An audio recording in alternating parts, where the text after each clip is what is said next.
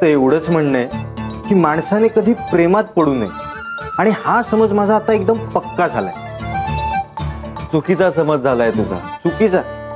अरे बघतोय ना मी तुझ्याकडे, आयुष्याची माती करून घेतोयस.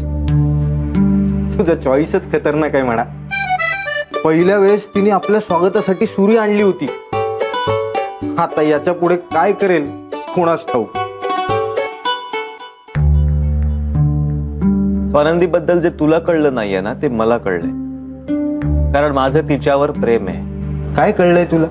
हेच की तिचंही माझ्यावर प्रेम आहे. काय तुला असं वाटतंय की स्वानंदीचं तुझ्यावर प्रेम आहे? तू खरंच वेडा झालायस. नाही, ती एक दिवस नक्की मान्य करेल.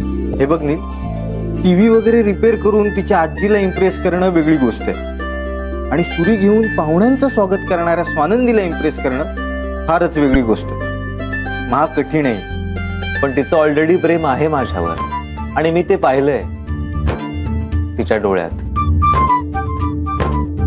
धन्य आहात तुम्ही. मिल्या, मी खरंच सांगतोय, स्वानंदीचं माझ्यावर प्रेम आहे, पण ती हे मान्य करत नाही, कारण संपदाच्या लग्नाचा प्रॉब्लेम झालाय. ज्या दिवशी हा प्रॉब्लेम सॉल्व्ह होईल ना, मला खात्री आहे त्या दिवशीच मला माझं प्रेम मिळेल.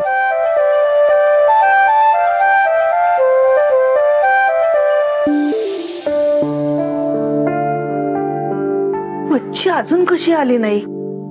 जोपर्यंत ही येत नाही ना, तोपर्यंत माझ्या जीवाला काही चैन पडायचं नाही बाई. आली वाटत.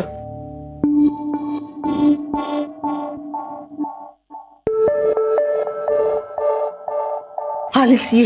काय झालं आजी? हल्लीबाई देशमुख, देशपांडे, जहागीरदार या 3 घरातून फोन आले ना, जीव घाबरा घुबरा होतो माझा. कशासाठी बोलवलं? हे सगळं दारात उभं राहून विचारणार आहेस का? आत ये. हे का? अंजली आणि त्या कुठे आहेत? त्या नसत्या चौकशा करत राहू नकोस ग. चल.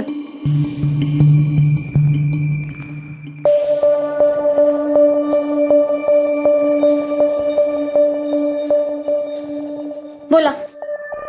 मला एक सांग, तू महेशच्या घरच्यांना भेटणार होतीस, त्याचं काय झालं? बोलले मी त्यांच्याशी.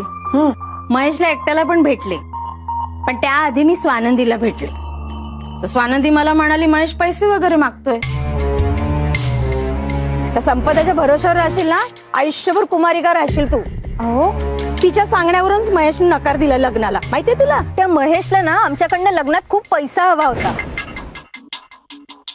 म्हणून मग महेशला भेटले. तर महेशने मला वेगळी स्टोरी सांगितली आजी. मला अमेरिकेला जायचंय. बर, म्हणूनच तुला पैशाची स्वप्न पडतात काय रे? तू देशपांडे कुटुंबाकडून म्हणे आडून आडून पैसे मागतोयस. मी? हो, अजिबात नाही. अहो, अमेरिकेला जाण्यापुरते पुरेसे पैसे आहेत माझ्याकडे, आणि यातले पैसे लग्नाच्या हौसी करता वायफळ खर्च होऊ नये म्हणून बचत करायला सांगत होतो बस. अरे देवा, या संपदेमुळे ना घरात खूप गोंधळ माजलेत ग. त्यातून ती ललिताबाई येऊन गेली. म्हणाल्या त्यांच्या गुरुजींनी सांगितलंय 6 महिन्याच्या आत त्यांच्या मुलाचं लग्न उरकून टाकलं पाहिजे. ललिता आली होती? काय म्हणणं आहे तिचं? 1 महिन्याचा अवधी दिलाय, नाहीतर आम्ही दुसरं स्थळ बघू असं म्हणून गेल्यात त्या.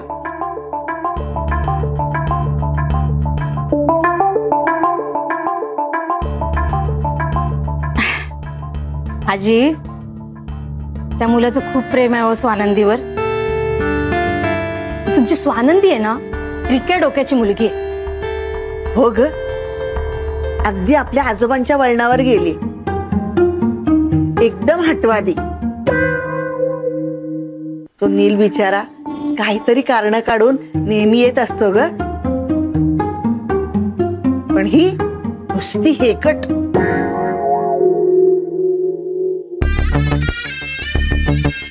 तू इथे येतोय ते बरंच आहे. तू पागीजवळ राहिलेलं केव्हाही चांगलं, कधीतरी विरघळेलच. फक्त आजी, ती 2 जण जवळ राहतील असं काहीतरी बघा बाई. तर ते मी कसं करू बाई?